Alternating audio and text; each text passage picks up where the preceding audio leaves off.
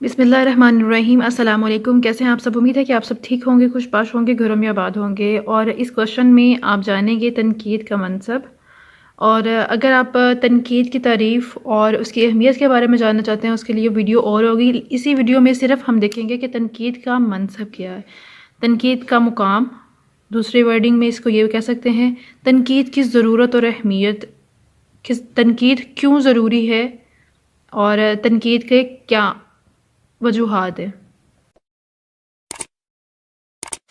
تنقید کے مختلف مناصب ہمارے سامنے گو نہ گو جہات کے ساتھ جلوہ گر ہوتے ہیں، جن میں روایتی اور جدید تنقیدی اکائیاں اپنی اپنی مناسبت سے پیش نظر رہتی ہیں۔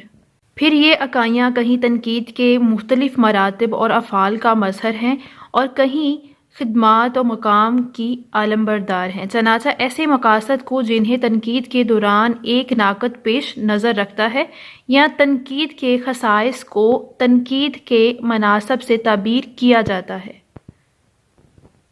جن کا تفصیلی ذکر کسی قدر ہم ضروری سمجھتے ہیں۔ ابھی ہیڈنگز میں آپ کو بتا دیتی ہوں۔ تخلیق کی تشریح توضیح کی جاتی ہے کے لیے تنقید کیوں ضروری ہے، اس کے بارے میں دیکھیں گے۔ اور کسی فن پارے کے معائب اور محاسن کو پرکھنا،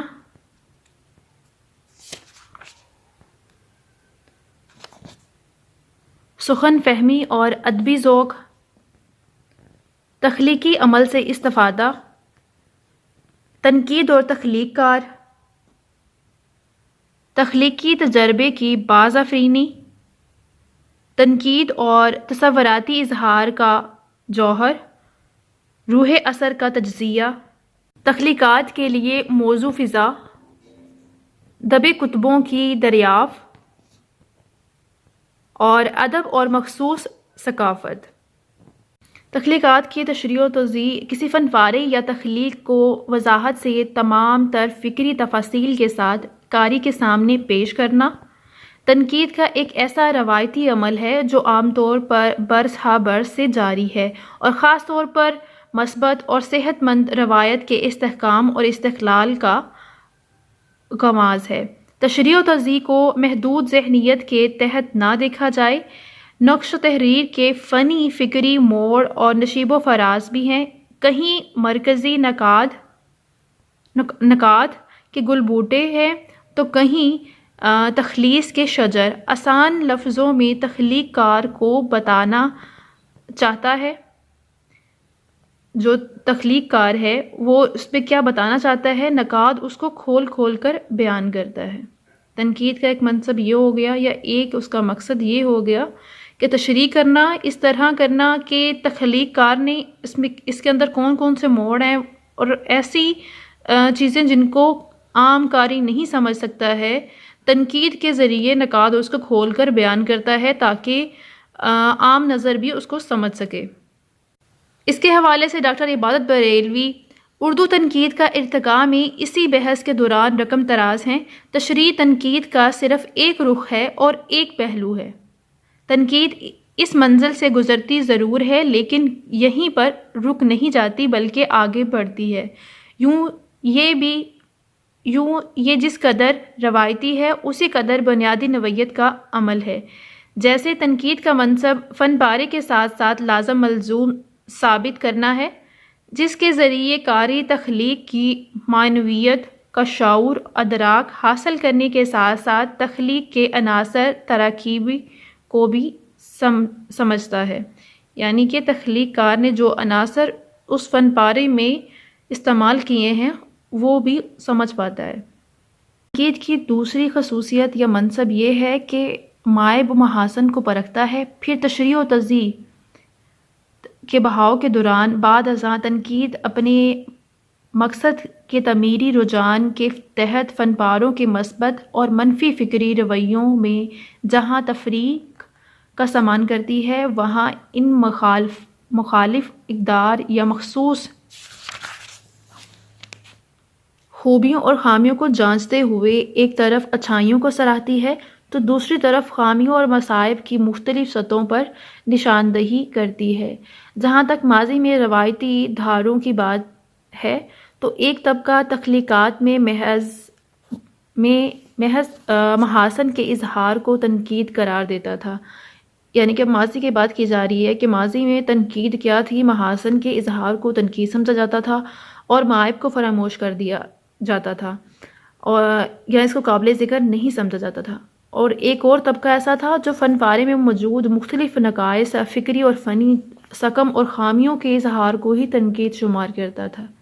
لیکن آج ارتقاء کے مختلف مراحل سے گزرتے ہوئے تنقید ایک عظیم مقام پر فائز ہے، جہاں وہ ضرر رساں فکر ادب کے سدباب کو فروغ دے رہی ہے اور ساتھ ہی ساتھ تخلیق کے مثالی محاسن اور خوبیوں کو اپنے کردار سے جلا بخشتی ہے۔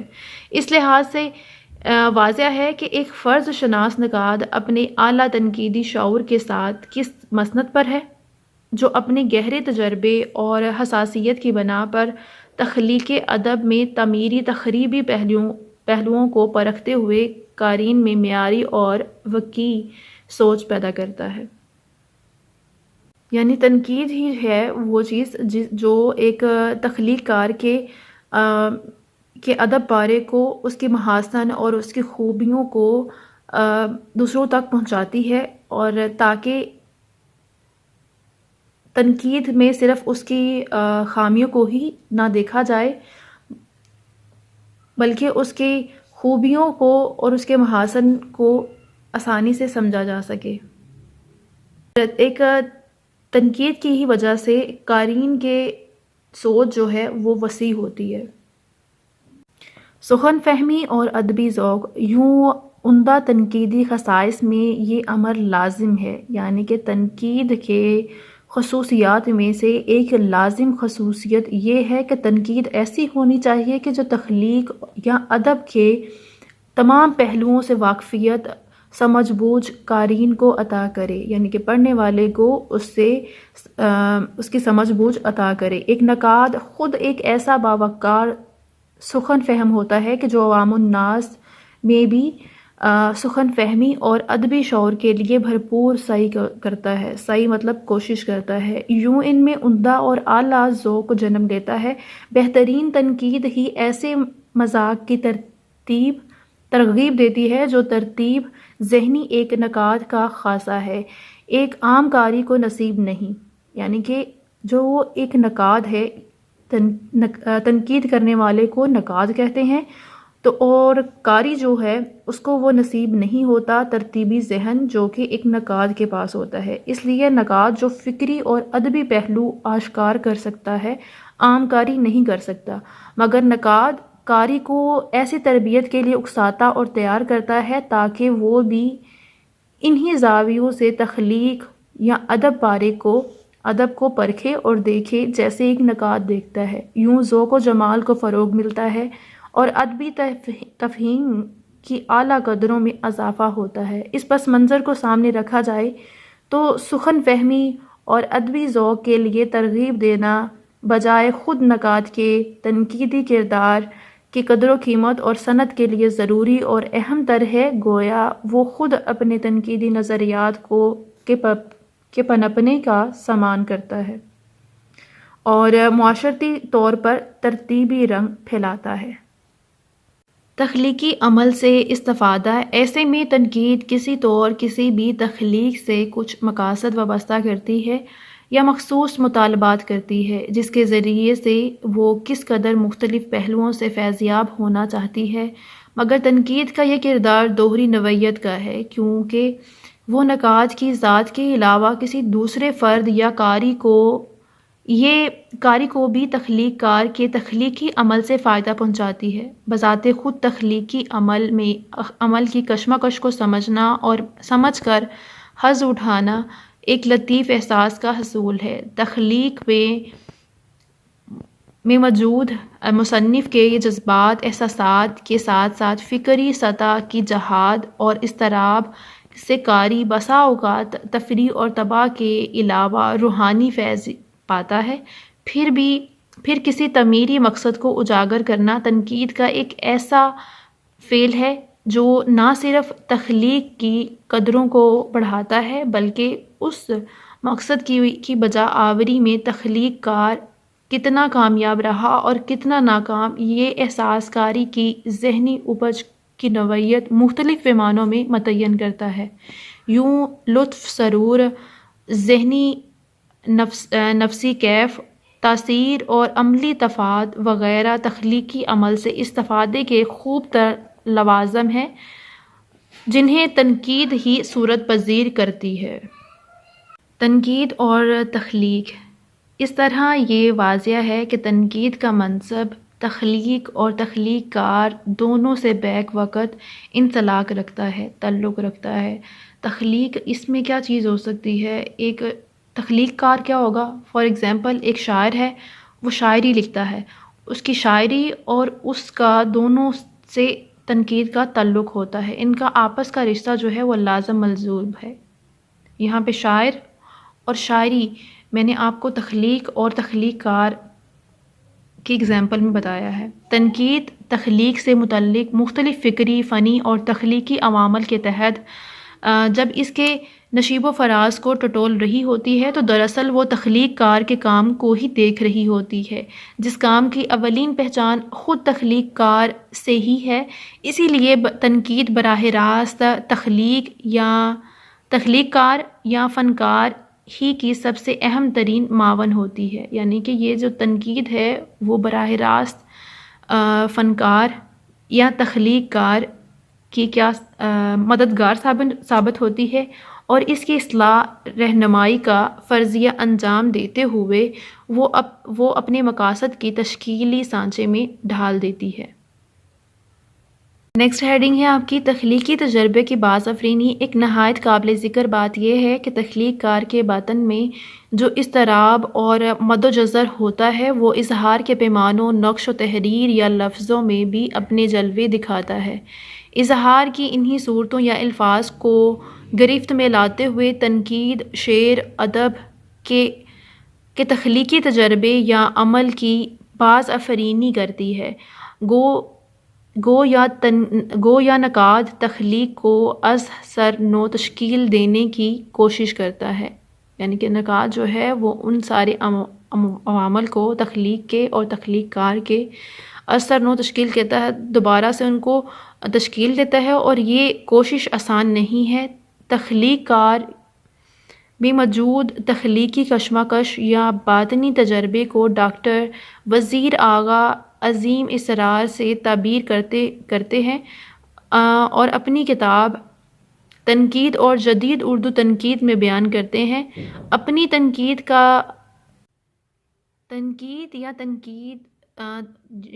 اور جدید اردو تنقید میں بیان کرتے ہیں، اپنی ذات کا بلیدان دیے بغیر عظیم اسرار کو تجربے کی سطح پر مس کرنا اولین شرط ہے۔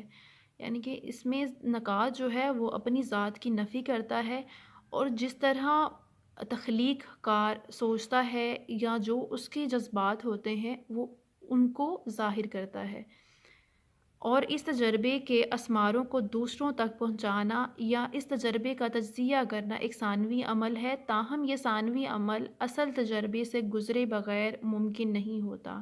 اس ثانوی عمل کو ہم تخلیق نو کا عکس قرار دے سکتے ہیں۔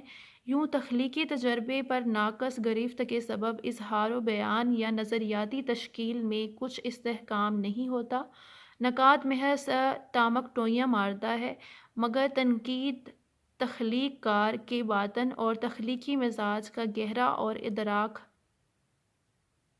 اور ادراک کر لے، مضمر ذہنی تجزیات تک رسائی حاصل کر لے جو کسی بھی فن پارے کی جڑ ہوتے ہیں، تو باز آفرینی کا یہ عمل زمانی مکانی تفریق کے باوجود فی زمانہ بڑا سودمند ثابت ہوتا ہے۔ تنقید اور تصوراتی اظہار کا جوہر۔ کچھ فلسفانہ طور پر دیکھیں تو تصوراتی یا تخلیقی اظہار کے جواہر یا ماہیت کی تلاش کرنا تنقید کا ایک اور جداگانہ منصب ہے۔ خیالی، قیاسی اوہام یا اشکال تخلیق ادب میں کیسے اظہار پاتی ہے؟ تنقید اس بحث کو تصور کی سطح پر اٹھاتے ہوئے ٹھوس یا حقیقی منشور میں دیکھتی ہے، دکھانے کی کوشش کرتی ہے، پھر تخلیق یا تصور کی سطح سے اٹھتے ہوئے ٹھوس یا حقیقی منشور میں دیکھتی ہے اور دکھانے کی کوشش کرتی ہے۔ پھر تخلیق یا تصور کے خاص جواہر سے ادب کی تشکیل کیسے اصولوں کے تحت کی جا سکتی ہے؟ کیا اس کا کوئی سائنسی جواز ہے یا حقیقی طور پر ایسے تخیلاتی وہمے کو کیسے عناصر کی ترکیب بخشی جا سکتی ہے؟ ایسے تمام تر سوالات کا جواب تنقید کسی قدر ضرور مہیا کرتی ہے۔ کولرج بھی تنقید کا آخری مقصد تخلیقی ادب کے اصولوں کی دریافت قرار دیتا ہے۔ کولرج بھی تنقید کا آخری مقصد تخلیقی ادب کے اصولوں کی دریافت قرار دیتا ہے۔ ادب کا یہ تخیلاتی جوہر کتنا ہی وسیع کیوں نہ ہو، ایک نقاد اس کے معروضی نکات پر غور کرتا ہے، اس سے پیدا شدہ تاثرات کا تجزیہ کرتا ہے، یہ تخیل کیسے کار فرما ہو اور وہ قالب متنوع میں کیسے ڈھل رہا ہے، یعنی کہ وہ کس طرح مختلف حصوں میں ڈھل رہا ہے، اور اسی جڑ کی کھوج تنقید کا منصب کا حصہ بنتی ہے۔ روح اثر کا تجزیہ ذرا ہٹ کر انسان کے کلی معروضی حالات اور سلسلہ روز و شب کے ساتھ ادب کی وابستگی پر نظر کریں تو ادب یا تخلیق کار ہمیں بہت حد تک زمانے اور ماحول کا پیدا کردہ دکھائی دے گا، اور اس میں نسلی اور حیاتیاتی عناصر بھی کار فرما ہوتے ہیں۔ دراصل فی زمانہ انسان اپنے ماضی اور حال کے ساتھ ساتھ اندیشہ ہائے مستقبل سے جڑا ہوتا ہے، پھر دور یا نزدیک کے حالاتی یا واقعاتی عناصر اثر پذیر ہوتے ہیں۔ یہیں پر تنقید کچھ عمرانیات سے بھی جا ملتی ہے۔ اسی طرح اردو تخلیق ادب کے بہتر شعور اور تجزیے کے لیے عموماً روح اثر کا تجزیہ بھی کرتی ہے۔ تخلیقات کے لیے موضوع فضا۔ اب مختلف مراتب کے سلسلے سے گزرتے ہوئے تنقید اس ارتقائی موڑ پر آتی ہے کہ جہاں سے آگے اسے نئے سنگ ہائے میل کی طرف قدم بڑھانا ہے۔